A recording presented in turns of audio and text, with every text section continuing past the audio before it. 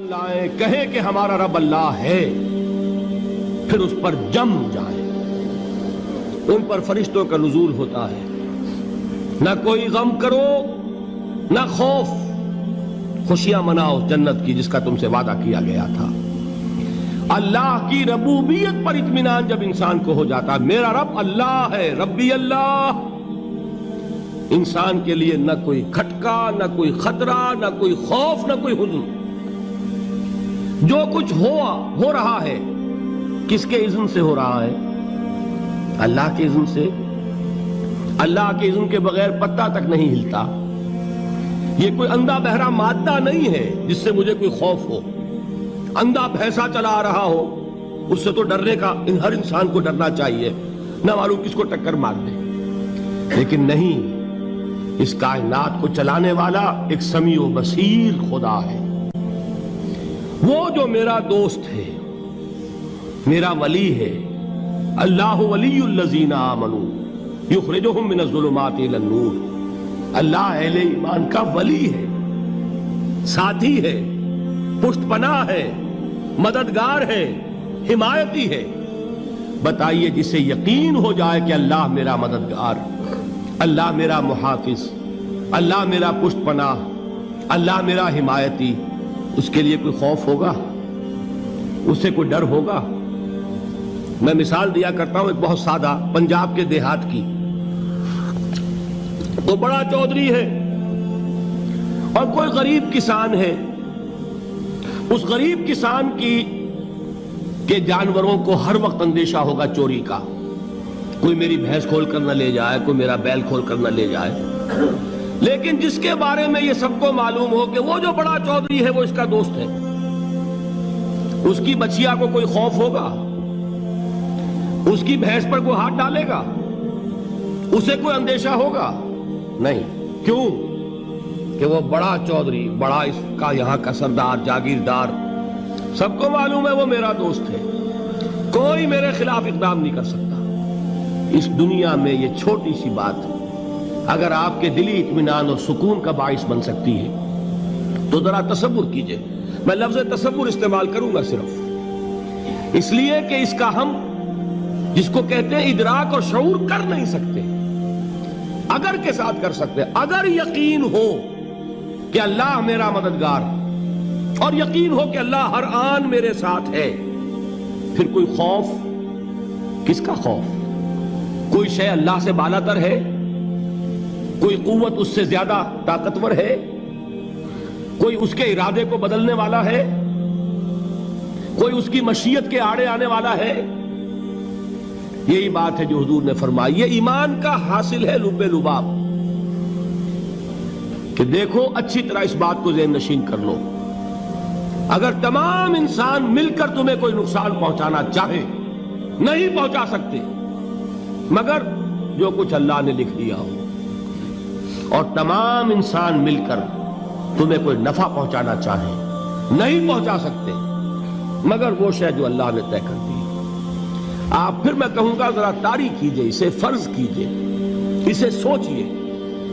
اگر اس حدیث پر ہمارا دل ٹھکا ہوا ہو تو کسی سے ڈر ہوگا؟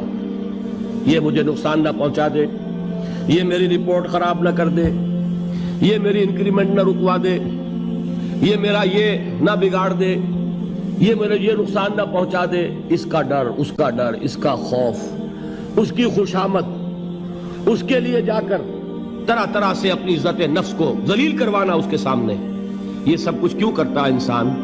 جب سمجھتا ہے کہ اس کے ہاتھ میں میرا کوئی نفع ہے، اس کے ہاتھ میں میرے لیے کوئی ضرر ہے، یہ مجھے کوئی غضب پہنچا سکتا ہے، یہ مجھے کوئی نقصان پہنچا سکتا ہے، یہ میرا کوئی کام بنا سکتا ہے، یہ میری کوئی ضرورت پوری کر سکتا ہے، اسی کا نام شرک ہے۔ جہاں آپ نے یہ سمجھا کہ غیر اللہ کے اندر کوئی طاقت موجود ہے، وہی شرک ہے۔ بتوں سے تجھ کو امیدیں، خدا سے نومیدی، مجھے بتا تو صحیح اور کافری کیا ہے؟ شرک تو یہ ہے۔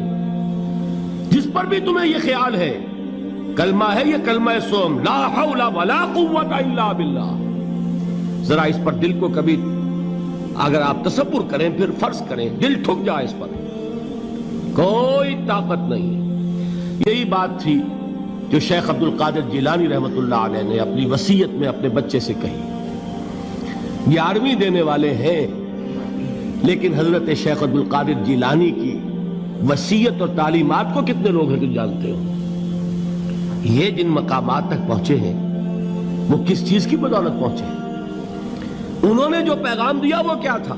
اے میرے بچے، جس طریقے سے قرآن مجید میں حضرت لقمان کی نصیحتیں جو ہے نقل کر دی گئی ہیں، میں یہ عرض کروں گا بالفرض اگر قرآن حضرت عبد القادر جیلانی کے بعد نازل ہوا ہوتا تو شیخ عبد القادر کی یہ نصیحتیں بھی قرآن میں درج ہوتی. اتنی اونچی نصیحتیں ہیں. اے میرے بچے، اس حقیقت کو ذہن نشین کر لے، لا فاعل فی الحقیقت ولا مؤثر الا اللہ.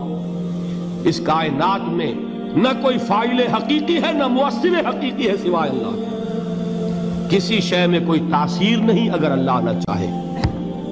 آگ جلا نہیں سکتی اگر اللہ نہ چاہے. پانی ڈبو نہیں سکتا اگر اللہ نہ چاہے. زہر ہلاک نہیں کر سکتا اگر اللہ نہ چاہے. کوئی چیز فائدہ نہیں پہنچا سکتی اگر اللہ نہ چاہے. تو در در پہ کیوں سر جھکاتے ہو؟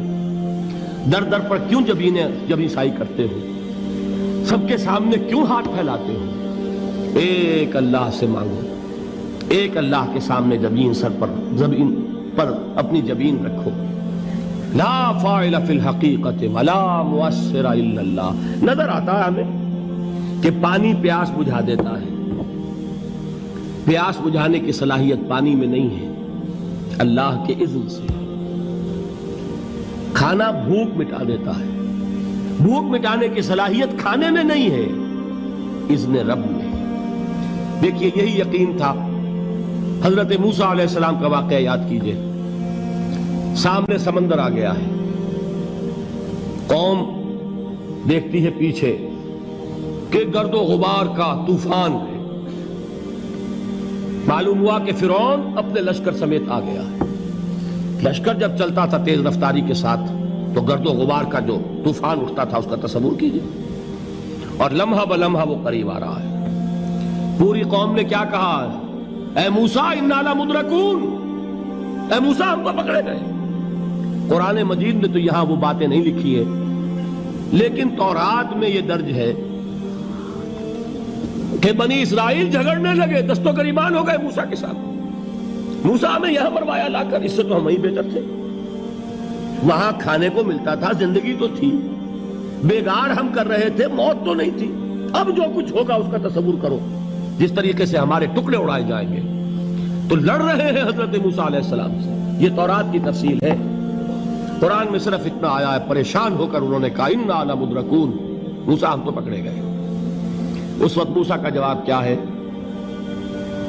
کلا ان معی ربی سیہدین. نہیں، میرے ساتھ میرا رب ہے، وہ راستہ دے گا. بتائیے کہاں راستہ نظر آ رہا ہے؟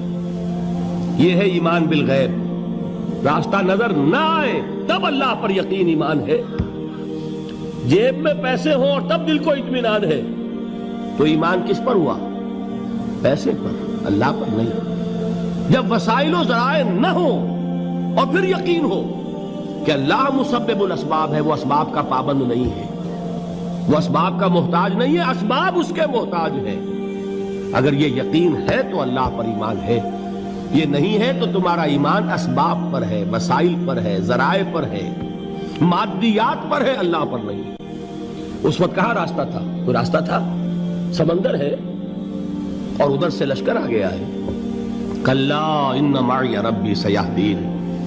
اب دیکھیے ایمان کہہ دینا آسان ہے، ہوا معکم اینما کنتم. جہاں کہیں بھی تم ہوتے ہو اللہ تمہارے ساتھ ہوتا ہے.